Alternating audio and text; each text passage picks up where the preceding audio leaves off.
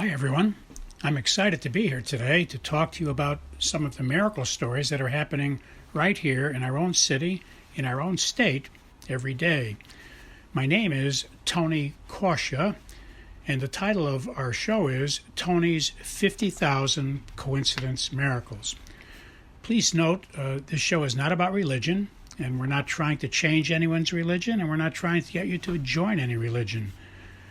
It's just about miracle stories. I don't know of any religion on the planet that doesn't talk about miracles.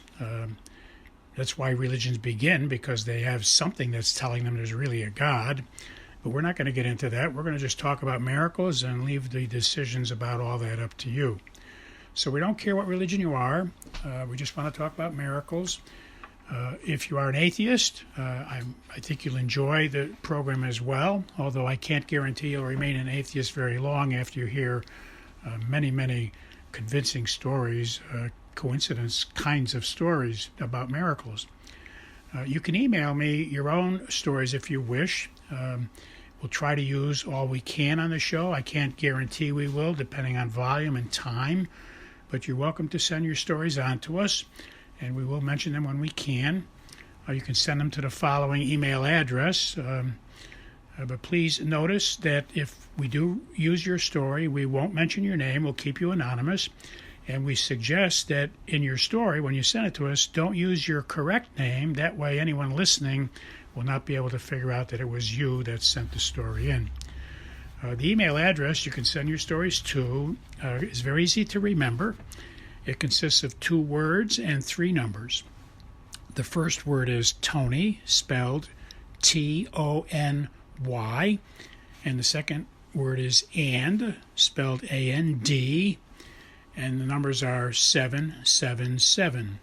So once again, the name is Tony and 777 at AOL.com. Well, let us begin. Our sharing about coincidence miracles today is going to be pretty amazing, I think. It's going to point out that we need to be persistent when we're talking to God, asking God what to do. We need to be persistent and don't give up. We get inspired by God to do something. We can ask Him for clarification. We can ask Him for specific steps, etc. But don't get turned off because things are not working out instantly right away. So one case in point was what happened to me. It was in the summer of the year 2023. It was a very beautiful day. It was a weekend day. I'm not sure if it was a Saturday or a Sunday, but it was a beautiful day for weather. And I was inspired to go to the beach, as I'm often inspired to do that. Go to the beach and hand out cards that tell people about our books and the radio show. And if they ask questions, we talk about God, we talk about the books, etc. So I was inspired to do that. So I didn't ask for specific steps. I just got inspired to go to the beach. So I went to the beach that I normally go to. And when I got there, because the day was so perfect, the beach was closed because there were no more parking spaces. They were totally overloaded, no more parking spaces, so they were turning people away. And it was a very long drive to get there, and I was frustrated because I didn't ask which beach to go to. There's a lot of beaches. So I stopped, said a prayer, asked for some wisdom, thought maybe it's just a bad day. It was after noontime already, so maybe it was just a bad day and I was too late and I should have come a lot earlier. I don't know. I felt like I was a failure. But I prayed about it. I got inspired to go to another beach that was closer to my home, but on the way home, stopped there. So as I was doing that and I was driving toward that beach, I was about to pass another beach between both places, and I didn't ask for any wisdom. I just thought, well, let me stop here, stop at this midpoint, because maybe this beach, they're letting people in. So I got off the main highway and drove a few miles, and when I got to that intermediate beach, turned out they were overloaded as well, filled up to the top.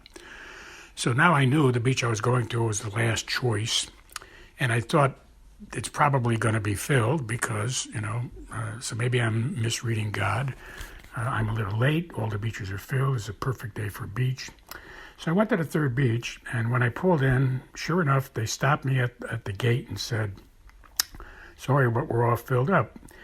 And I asked God in my mind what to do, and I got inspired to ask the gatekeeper if I could drive in anyway and look for a place because somebody might be leaving right now.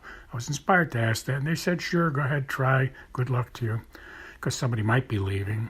And sure enough, I pulled in, and at the last row, just before I was about to exit, somebody came to their car, and they were leaving. So I got a spot because I did ask God what to do, and I did get inspired to ask the gatekeeper. And so I was fortunate, and the beauty of this was I handed that person a card, told him about my books, etc., and we had a wonderful discussion before she left. Turns out that she's had many miracles in her life. She never heard about this coincidence miracle kind of syndrome that it's possible to notice clues from God, etc. And she told me about a wonderful story about her dad. 45 years ago, he was in a factory accident, and he was near death. He was the only one, apparently it was late at night. Nobody saw him get hurt and injured. He was laying on the floor, and he survived until the first shift opened up in the morning, and they caught him just in time, got him to the hospital. So 45 years, the coincidence was that somebody got there just in time by the first shift, and he had been injured and they were all night long.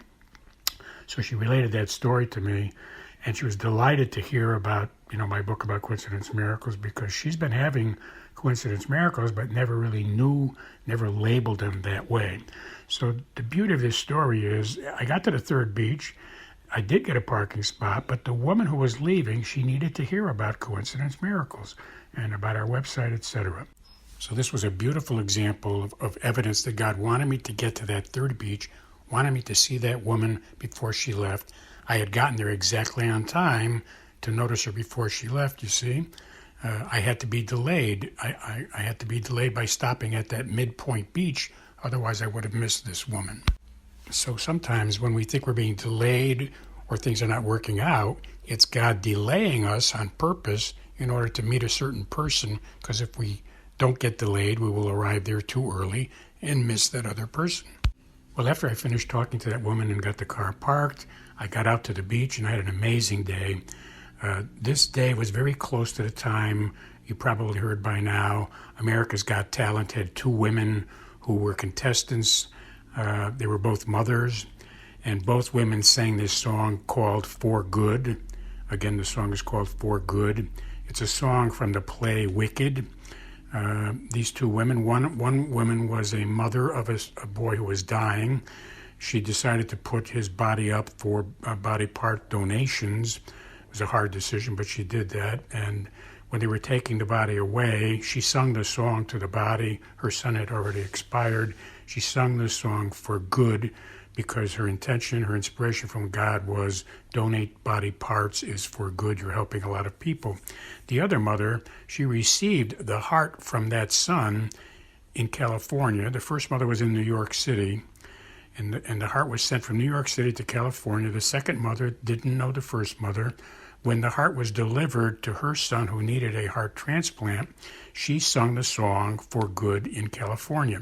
And both of these women, about 3 or 4 years later, they were writing to each other. They spoke on the phone and they both sang that song For Good, which means you're doing something for good. If you watch the play Wicked, you'll understand.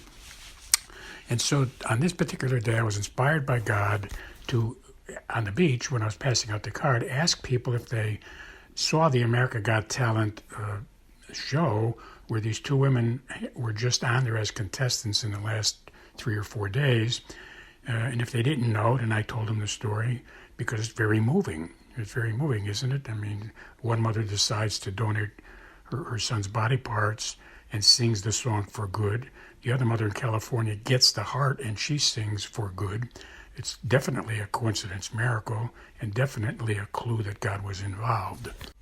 And the reason I'm excited about this is because I told that story on that day to about 20 different people, 20 different gatherings on the beach, 20 families, if there were 4 or 5 family members there.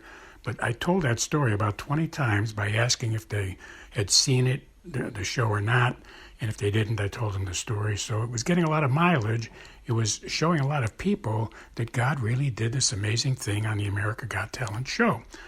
God had these 2 contestants show up, entertain the audience, and then explain this wonderful miracle that happened. And they pointed that out on global television. So we got a lot of mileage out of it. And a lot of people did see it, and I was very impressed about hearing their side of how much it meant to them. Many of them said it drove them to tears watching the show. I got to tell you, I got choked up watching the show as well. Just the fact that these two women never knew each other, and because of the heart transplant, now they're close friends, and they tour the whole United States now, telling everybody about this story and singing. They're entertainers now, and they're entertaining, but they're also telling people about this stupendous miracle that God gave both of them in this true story. Another great thing that happened this day was while I was telling the story and asking people if they had seen America's Got Talent, I came upon a blanket where was a mother and a daughter, a teenage girl, a mother and her daughter, and they did not see the show, so they asked about it. I told them about it. They were one of the 20 people I told the story to. And the mother was so excited, and the daughter as well, because they said, wow, we both saw the play. The mother had taken the daughter to see the play. It's called Wicked, but apparently it's a great play, and it's not a wicked play, because they do things for good in the play. I didn't see it myself, but from the people telling me stories, it's a heartwarming story. So anyway, this mother and daughter did not hear about America's Got Talent. They were delighted to hear the story because they said, we saw the play a couple of years ago, and we've developed a habit now when we're cooking supper or cleaning up after supper, we both sing the song for good. And it's something we do like several times a week. And it's so delightful to hear the story you just told us about that, God got some mileage out of this. So there's another case of how sharing miracle stories helps a lot of people. This mother and daughter now, when they sing the song from now on, they're going to be remembering the story of America's Got Talent. Our next coincidence miracle is someone I met at the beach that day while I was telling the stories about America's Got Talent. They had not seen the show. They appreciated it. But this was two nurses. Two nurses were there at the beach.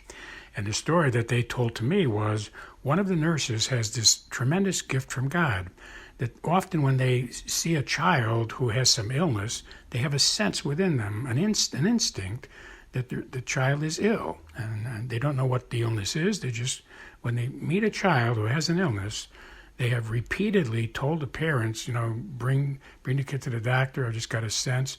And they've been having this sense for a long time. They've been successful at bringing up cases where a child is sick. And the other nurse confirmed it, that they've both seen this happening. And so because I was talking about coincidence miracles and my book about miracles, they brought up, because I asked them, do you have miracles in your life? And they brought this up, that both nurses know that one of them has this tremendous gift, getting inspired by God when there's a child who is ill, to suggest to the parents that they take the child to the doctor. And in a few cases where the parents disagreed and the nurse had to convince them, she was very successful at doing that. And so she's been getting great feedback from people. And now when some parents hear about her, they bring the kid over, because if they know her, they bring the kid over and ask, what do you think about my child? He's been acting strangely or whatever. And she has a tremendous success rate. So God gave this nurse this special gift. It's a rarity, I grant you that. I've never heard about it before. But it's another wonderful thing we learned. So you may have that gift yourself. If you have a sense that somebody's ill, maybe you bring it up and you'll learn in the process that God gave you that gift as well. There were people in the Bible who had gifts like that. So it can happen to all of us. God bless you all. I'll talk to you next week.